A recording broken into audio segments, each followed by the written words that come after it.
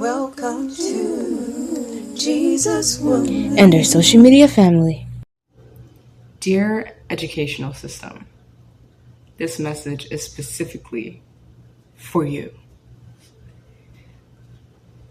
I must say, I'm very disappointed in how my experience in the educational system has been.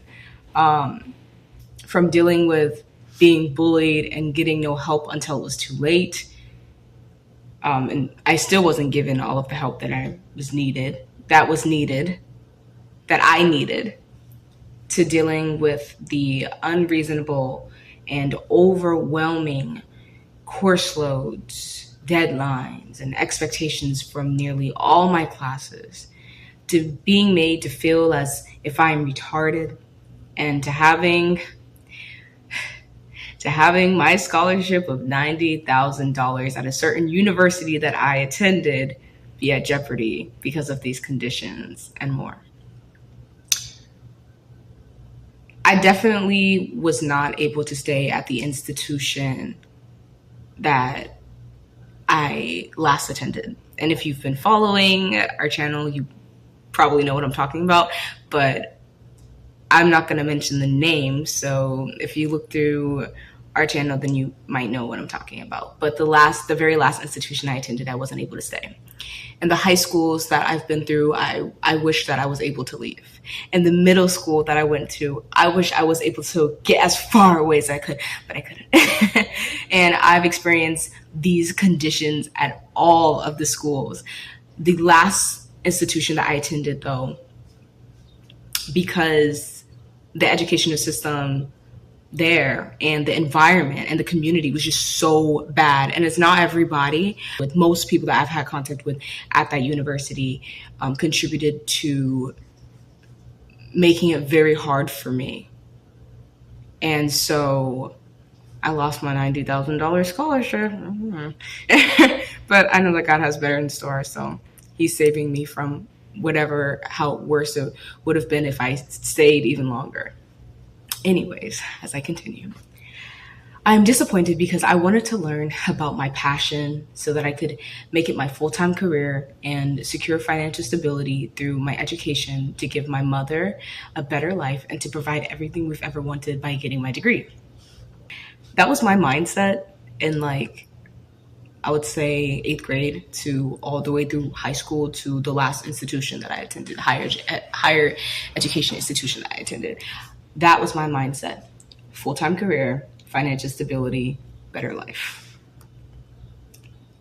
Let me tell you, specifically focusing on that institution, my dream major, music industry, was no longer accessible to me because I wasn't able to pursue it anymore due to the circumstances of what I was going through because of the environment. I was sad about that in higher education institutions' educational system.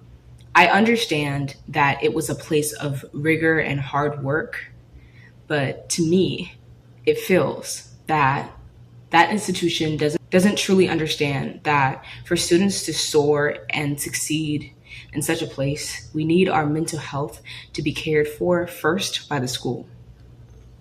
And honestly, that's a standard for all institutions, not just higher education, but just at all schools, at all the schools I've been to. I feel like the same thing that I just said. They did not, like I said, it's not everybody, but speaking of majority, they did not understand, or at least if it's not that they didn't understand, they just didn't care, that for students to truly soar and succeed in any educational institution, we need our mental health to be cared for first by the school. What I mean is, I've been given so many bulky pages to read, things to study, and new formulas to memorize and process in such short amounts of time. Then, after the deadline approaches, I'm expected to do it all over again. I'm expected to dedicate so much time to all classes, when in reality, nearly all classes demand too much time.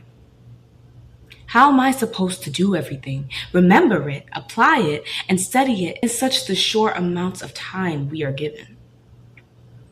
Then, if I'm given more time in one class, other classes assign so much that I can't make the deadline for the class that gave me more time. Make it make sense. I thought we were supposed to learn, but it seems as if we are expected to just be given large amounts of information from all sorts of directions and process it like we are computers. Let me specify here. This specifically is for higher education institutions. We are also expected to learn things that take years to learn in months. Now, I'm speaking to higher education institutions and college classes, which can you can take college classes in high school, I believe, too. So if you're in one of these college classes, you might be able to relate to how I feel, because I've taken college class in high school, but yeah. And also, if you go to an advanced school, like like an example, I'm not saying that, I'm not including this school as a part of what I'm talking, who I'm directing this to, but an example is the O'Brien. It's like an advanced school for students that have advanced intelligence, per se. And at those schools, I don't know, but I'm assuming they probably have college classes. Those college classes kind of give you a feel of what college feels like, because you're taking college-like classes. So getting back to, so that you understand the context of what I mean, we are expected to learn things that take years to learn in months, then somehow apply it to the work field and be great at it. The higher institution that I went to consists of nothing but amazingly intelligent minds from all over the world. And that's not just for the higher institution. That's also for all the schools I've attended.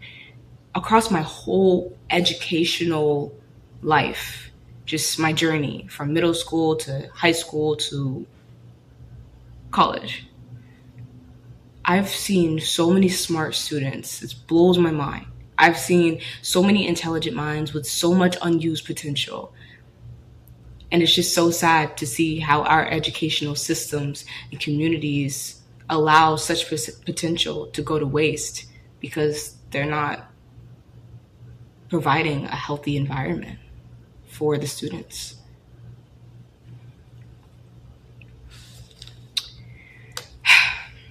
But what really hurts is that if you are in a class that is not right for you, you are told to use resources to solve that. But sometimes the class is just not right for you.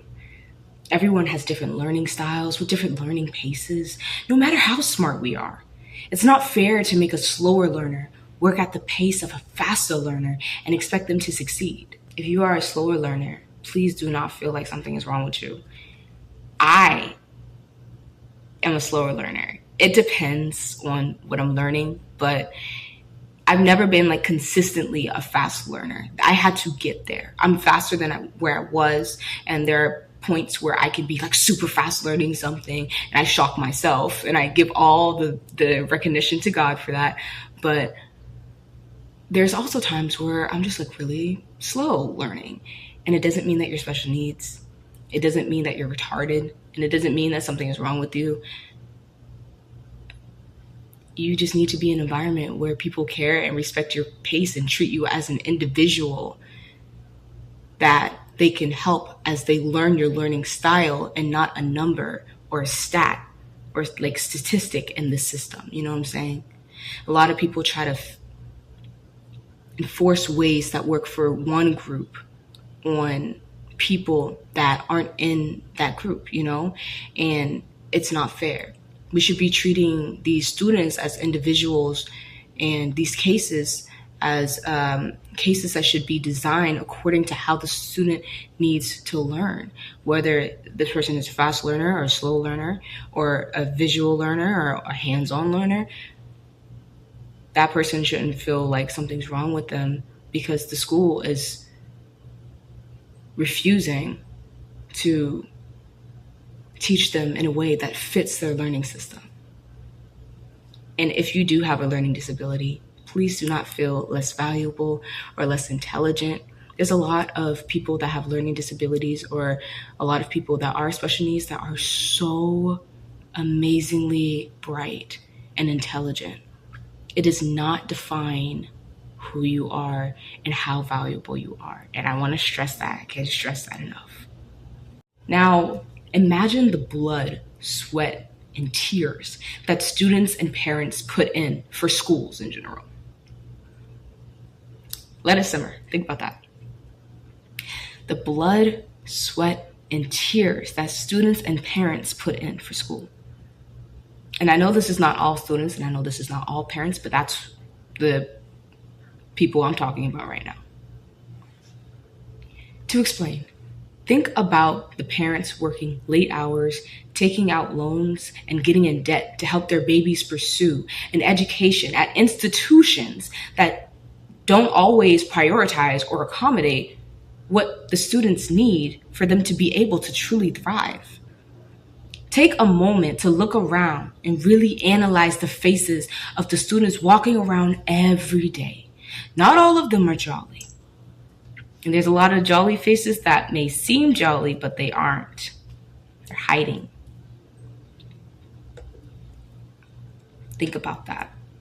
A lot of people that are smiling right now are crying behind closed doors.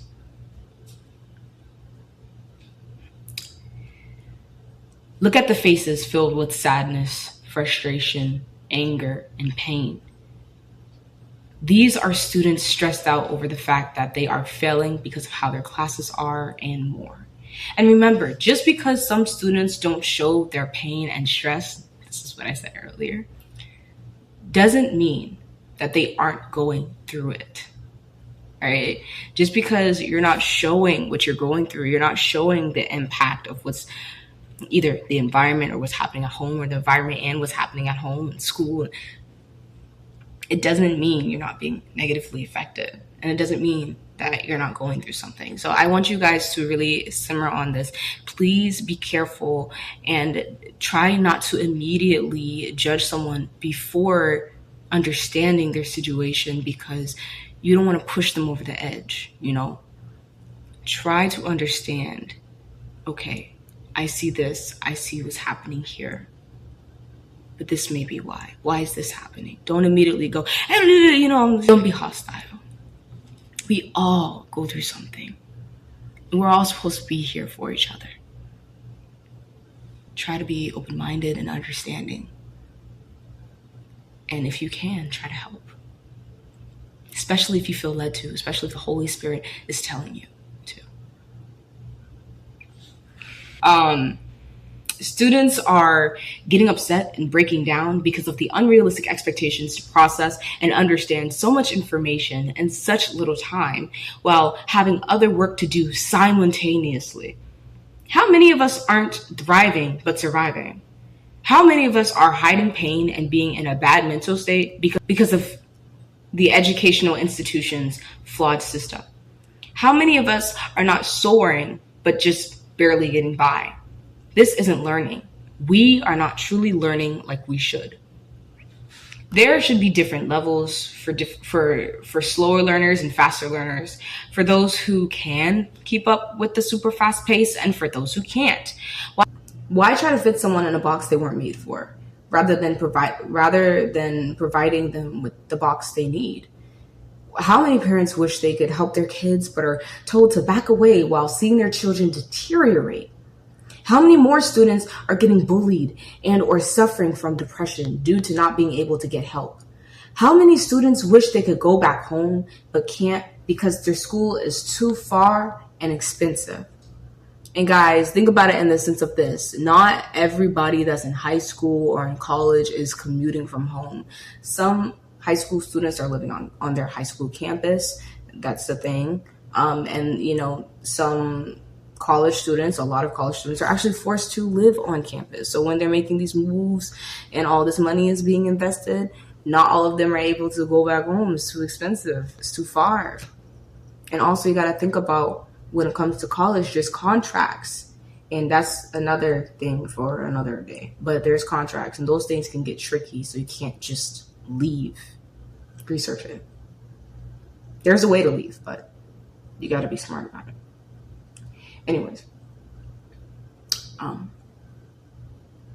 How many people feel insignificant or dumb if they can't keep up with their classes and its expectations? How many students are graduating with college degrees, not even truly understanding what those degrees mean or how to be good at it? Remember, there are a lot of intelligent minds across the whole educational system in all levels. And these students are very smart. But we are not invincible. We're not invincible. Has these educational institutions ever really taken the time to deeply hear or see the state of their students? Or are they just concerned about the status and image of itself, its reputation? These institutions failed me, and it's failing other students too. I understand that there are other resources, but how can one feel comfortable to reach out to even more resources when getting mistreated by some of the current resources? As someone with trauma from my past, and now because of all of the educational institutions that I have attended in my whole life, literally, it's made it hard to reach out to other outlets. I say to the educational system, please help other students so that they don't have to suffer my fate. They can make it, but not without true care from the staff, teachers, and students. Yes, students contribute to the positive environment and to somebody's experience from educational institution. Students, I'm speaking to you now. Please be kind to each other. Be nice to each other. Stop being mean to each other, if that is you. If it's not you, then it does not apply. But look at each other's differences as something that is a beautiful thing and something that makes everything better. You know, a lot of people get attacked because they're different. How about we celebrate differences and we accept them? Of course, there's a certain way to go about this, but just speaking, I was very, very, very, very, very judged because I'm different. But some people, they're like me and they get judged because they're different. Why? Society. How about we look at each other's differences as a beautiful thing that brings us closer instead of pulls us further apart?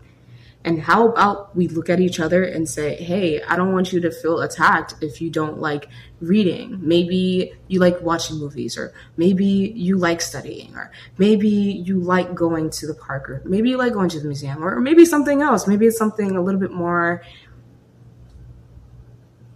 gamey or adventurous, like going to an arcade or anything like that, instead of being calm. And that's okay. And that's what makes you beautiful. That's what makes you you. That's what makes you unique. You know? Don't change that for other people. And students shouldn't be attacking students because they have differences that make them them. So think about that. And if you're in a crowd where every time you try to do something that may be different from what your friends are doing and you get attacked for it, you may want to reconsider your circle. Just think about that too. And teachers, please do not encourage bad behavior. Please do not instigate situations or make them worse. Please stand up for the good students that you see, and for students that are acting out, instead of immediately thinking, oh, she's doing this and he's doing that, and thinking that they're being bad and trying to do it on purpose. Not everybody is acting out and being bad for the same reason. Some students are acting out because it's a cry for help and they need help, guys. And some students are being bad because they just want to be bad, okay? But I ain't talking about them. I'm talking about the students that seem like they're being bad and they're not making the right decisions, but they don't know how to express it and they don't know who to trust. And so they're just stuck with this anger and frustration, and it comes off as cold and eerie. Guys, staff, that's what you're there for. Friends that are students, that's what you're there for. Not just to look at trends and do schoolwork, but if you see your friend is going through something, comfort them. Let them know, hey, I'm here for you. And it should be the other way around as well. Not everything should be nothing should be one-sided. But when it comes to teachers, And staff, let the student know, I'm here, I care, and I want to help, but actually mean it. Because a lot of students don't go to teachers and staff because they've heard it all before, and every single time they think they're going to get help, they get screwed over. So think about that. Simmer. And schools, please create a better work environment for good teachers. Like, a lot of good teachers are getting ran away. And it makes it hard for the good students and also for the good teachers, because the good students are like, dang, I thought I had to just, I finally got this one good teacher out of all the teachers that I have. And the good teacher's like, dang, it's not like I want to leave, but I literally can't stay when it's this bad. Not all teachers are horrible. Not all staff are horrible, but a lot of the good staff get overpowered by the bad ones, and then they either leaving or changing their career path entirely, and it shouldn't have to be that way. Getting back to what I went through and me having to drop out of college and lose my $90,000 scholarship and not be able to pursue higher education, me going through a bunch of issues in which I will not get deep into because it's very, it's a lot. I don't know if I'm ready to share that right now, but I've been through a lot. And as of such, I've suffered a lot of things that you wouldn't think I've suffered from. It's because of the trauma of my whole educational experience from middle school leading all the way up to college. But other students don't have to end up like me, though. And they shouldn't have to be like me. Like I said, dropping out, worrying about employment and if they will possibly have to pay the school or government back with money they don't have. Specifically, like, I didn't take out any loans, but like, imagine for the students that take out $90,000 loans and don't even stay long enough to get their degree because of how toxic everything is. Then they leave with no job because they thought that they were going to get a job from college to pay off the loans, but they can't do that now. So now they got to go to get a 9-to-5 that doesn't pay nearly enough to even handle rent or basic necessities, but they got to use that job to pay back the loan that they didn't finish using for a degree that they planned to get, but they weren't able to get because of the environment. Like, think about that. That's rough. That's rough. Like, come on now. It's got to be better than this. Some people literally want to not be on the earth, and some of them succeed in fulfilling that feeling, if you catch my drift, because of some people don't even make it past high school, man. And like, just think of like middle school. I mean, like, you really never know what someone's going through. Like, as a society, we should not be contributing to the pain of people. This is ridiculous. And as an older generation, because I am going to be an older generation to a younger generation that is coming up. As older generations, we shouldn't want the same trauma to be passed down and repeated to the next generation. And just because there are some generations that are kind of already halfway grown up into almost adulthood, it doesn't mean that these patterns have to keep continuing. Let their last few years of school be like the best years of school they've ever had. Like, come on, let's change things. And then for those that are just coming into school, let's work so hard to make sure that they never have to experience the things that we've experienced and the intensity we've experienced it in, with the broken systems that we've had to work through. Imagine how beautiful a healed generation could look like. With systems changing, people would be able to go back to school probably if things had changed in the way that it should be. And the younger generation that's just starting school would never have to be able to say the things I'm saying. Now, of course, not everybody's going to have good experiences, but might as well try to do what we can to change it for who we can, right? Anyways, if I had the power to do it, I would, but I don't. What I do have the power to do is make this video. So let's get back to it.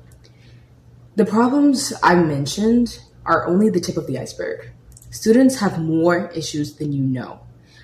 I went through and am going through more issues than anybody knows. I mean, except Jesus and my mom, like they know, but you guys don't know. You know what I'm saying? A lot of students, they're not talking to anybody. And so there's a lot that they're going through that other people don't know about. Educational system. Please hear me when I say this, as I have said it before. Students have more issues than you know. I went through more issues than you know. Please truly ask them, hear them, help them, and help each other. Everyone, parents, staff, professors, students, and others that are involved just in the educational system. We should all care for each other because no matter the status or position, we are all human. And we are all children of God, and God does not want us hurting each other. And showing love and kindness to one another, no matter the age or race, goes a long way. Lastly, keep in mind that not everybody in these educational systems are nice. So if someone needs help, please look deep into the situation instead of dismissing it and do what you can to help before they end up like me, broken, tired, and at a point where I had to experience a midlife crisis. Thank you. Much love. Hopefully this does something. Sincerely, Jesuswomen. I have some scriptures to share with y'all in the educational system. John 13:34. Well, I should say probably John chapter 13, verse 34. That's how you say it, right? Okay. I give unto you that ye love one another as I have loved you, that ye also love one another. And if you don't know what that love is, it's probably because you don't know God. And I'm not attacking you. I'm just using this as an opportunity for you to recognize that if you don't know God, this is the perfect chance to give your life to him and to get to know him and to understand his love. And once you understand his love, you'll understand what true love is. Matthew chapter 22, verse 39. And the second is like unto it. Thou shalt love thy neighbor as thyself. Of course, the motorcycle will come. Don't treat other people in a way that you wouldn't even treat yourself. So if you're in a relationship, this is just an example. If you're in a relationship and you wouldn't cheat on yourself, don't cheat on your partner. You love yourself, so you wouldn't want to hurt yourself. Don't hurt your partner. If you had a boo-boo, you would take care of it. Take care of, if there's someone that you care about and they have a boo-boo, show the same care that you would show to yourself, to that person. And even if you're not in a relationship, you don't have to be in a relationship or have a friendship or even know who somebody is to show love to that person, to care for that person and say, hey, you matter. You know what I'm saying? So if you see somebody that's sad or if you see somebody that's, going through and you feel led in your spirit, like God is telling you to go and to have a conversation with that person, you don't know what impact you having a positive conversation with that person might do for their life. You might very well save them from leaving the earth, if you know what I mean. And you might very well save them from making a bad decision, all because you listen to the Holy Spirit guiding your spirit to help somebody else. And ultimately, God will be pleased with you, and you will feel good about knowing that you helped somebody else. It's just a few examples. Colossians chapter 3, verse 12. Yes, I'm talking to my mom. Yes. But Colossians chapter 3, verse 12. Put on, therefore, as the elect of God, holy and beloved, bowels of mercies, kindness, humbleness of mind, meekness. Matthew chapter 7, verse 5. First cast out the beam of thine own eye, and then shalt thou see clearly to cast out the mote out of thy brother's eye. What does that mean, Amanda? I will tell you if you don't know. He's basically saying, don't be hypocritical. That's the easiest way to put it. Don't go trying to tell somebody, hey, you need to fix this, you need to fix that. I see when you did this and that's not right, and you're doing it too. Come on now. He's saying go ahead and identify what you need to work on about yourself and go ahead and start working on it. And since this is the Bible, one of the things you can do when you're working on it, what you want to do when you're working through battling any type of unclean way that is not of the Lord, is to pray, read your Bible, and ask God for guidance and deliverance, and to keep pushing through every day and to starve whatever that is, whatever those demons are that are trying to consume you.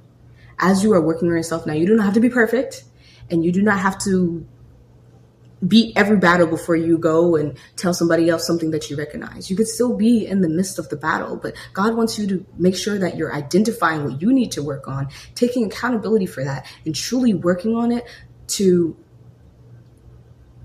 get rid of it so that you go closer to Him.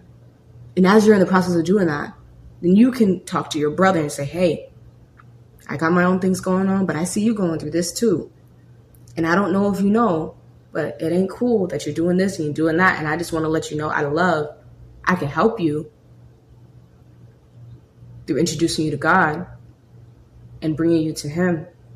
And I can also help you as a sister of Christ or as a brother of Christ to get through this. I can be there. I could be your friend and your confidant and your therapist and your counselor. If God if God appoints you to, if that's what you feel led to do, of course, to help you get through this, because I'm going through something similar. I'm going through the same thing, and we can get through it together. Love, do it in love, do it in love. Now, everybody's purposes are different, so you might not feel led to be like that person's therapist or that person's counselor, but you may feel led to give advice, or maybe simply to just be someone that is there for that person. Just to be there for that person, so that they know that God has put somebody in their life to show, hey, child, I hear you. I sent this person for you because I care. That person is there for you. Talk to them. Pray to me. Ask them. Seek guidance from me. And the reason why I'm saying this is because God does appoint us to do certain things. So He might you might feel led one day to ask somebody something, or you might feel led one day to ask advice from somebody that God has sent in your life. But I want you guys to all understand, to not get this mixed up. Every good thing comes from the Lord. Every good thing comes from the Lord. So any advice that feels like it's aligning perfectly with your situation, know that it was from the Lord. Whether He's using a person or on your phone or a message, or whether He speaks to you through a dream or through a spiritual encounter, just know every good thing and positive thing is from the Lord. So if you feel like someone has been sent in your life and it's aligning perfectly with your situation, and they're there for you and they care for you in the way that God would want us to care for each other, oh, well, that's from the Lord. I'm not saying to not show that person gratefulness or whatnot. I just want you guys to remember who's behind all of these positive things. Now, that is it from me. Why is my vein orange? That is it from me. I am done. Yes, I'm still working on Sisters in Christ. No promises on a date release, but more episodes are definitely coming. I just can't guarantee when, like a set structured time that they'll be released, because y'all, we've been going through so much, and it's just like, it's so hard to be motivated, but it's okay. Like, I'll get it. Like, that's something I'm working on. Like, I'm working on being motivated, because like self-discipline. Like, I don't want to just keep starting projects and not finishing them. So I'm gonna work really hard to make sure that I finish, this project. But anyways, it's coming eventually. But anyways, I hope that you guys enjoyed this video, and I hope that you guys learned something from it and feel enlightened and feel inspired to seek Jesus Christ. as your Lord and Savior, and to start your journey with Him if you haven't already, or to continue your journey with Him if you've been unsure. And please share this with anyone that you feel like it needs to be shared to. Please like and subscribe. Please comment. And educational system, if you see this, board members, please take it into account. Because best believe I am not the only voice that feels this way. So please do what you can to hear all voices. All voices. And make sure, especially the voices that have been disregarded and ignored like mine, make sure their stories are documented and heard. Protect them, help them. Don't take their money and throw them away. Okay. Bye. God bless. Thank you for watching Jesuswomen. I'm gonna put that in there. So, my mom and I just got through finished cooking. My hair is pulled back, but that's beside the point. I forgot to put this in the video, so I'm gonna go ahead and say it now. Something I also forgot to mention was, it's sad that high school students are graduating and they don't even have the knowledge that they need to survive in the world. They're learning about STEM topics like ELA, math, science, history. Yeah, okay, great things. But a lot of the things that we're learning is not going to help us pay the bills. And just hear me out. Some people will be able to use certain things from high school and apply it to the future and have great jobs. Great. Wonderful.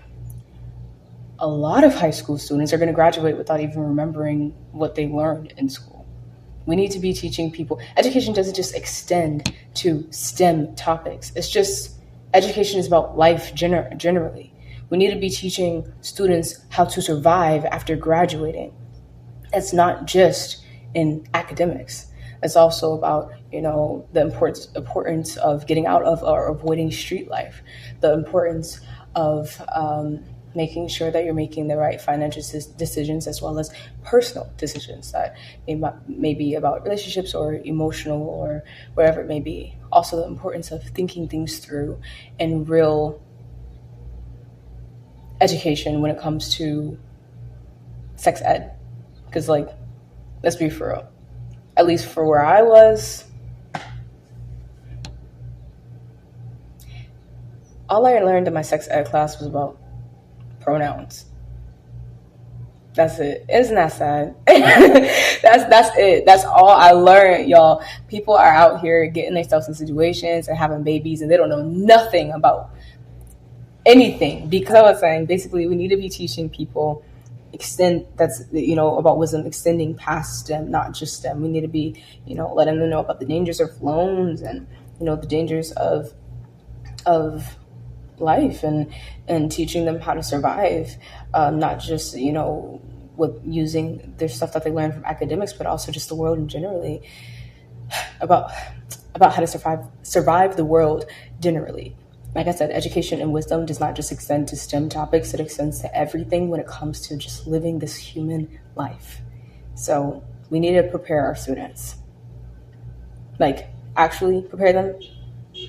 Don't just give them Pythagorean theorem how to identify when to put a period in a paragraph and then send them out. Most of the time, students just be trying to do their assignments to do what they can and get by to graduate, but they don't remember anything that they learned. And if they do, life be so hard and hit them so hard that by the time they get in a situation where maybe they might apply maybe something from it, they don't even remember. So keep that in mind. Teachers, educational system. Yeah, bye. Okay.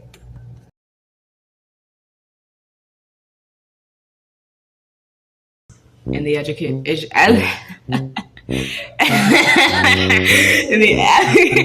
educational system has been. I'll give that. I'll just have it as a blueprint. And these